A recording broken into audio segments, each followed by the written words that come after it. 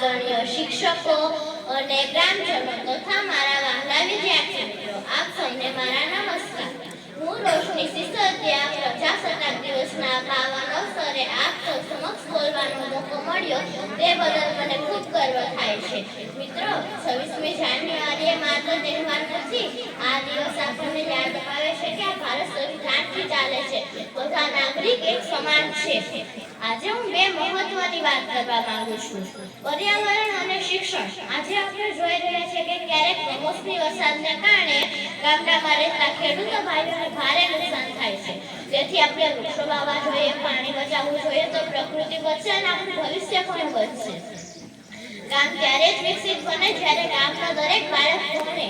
શાળા એ માત્ર ઇમારત નથી, પણ આપણા સપનાઓ પૂરા કરવાની મંજિલ છે. આપણા સપનાઓને સાચા બનાવવામાં અમારા શિક્ષકોની ભૂમિકા સૌથી મોટી છે. શિક્ષકો માત્ર ભણાવતા જ નથી, પણ જીવન જીવવાની કળા શીખવે છે. દીકરીઓનું શિક્ષણ પણ એટલું જ જરૂરી છે. દીકરી ભણીને આગળ વધીને આત્મનિર્ભર બનશે. સાચી દેશભક્તિ માત્ર ધ્વજવંદન કરવાથી નથી થતી, પ્રકૃતિ બચાવવાથી, બાળકોને ભણાવવાથી, શિક્ષકનો આદર રાખવાથી પણ થાય છે.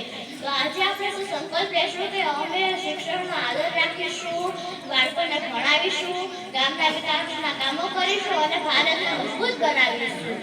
જો મારું ગામ સ્માર્ટ બનશે તો ભારત વર્લ્ડ ફેમસ બનશે. જો મારું ગામ સ્માર્ટ બનશે તો ભારત વર્લ્ડ ફેમસ બનશે. અસ્તુ. જય હિન્દ, જય ભારત.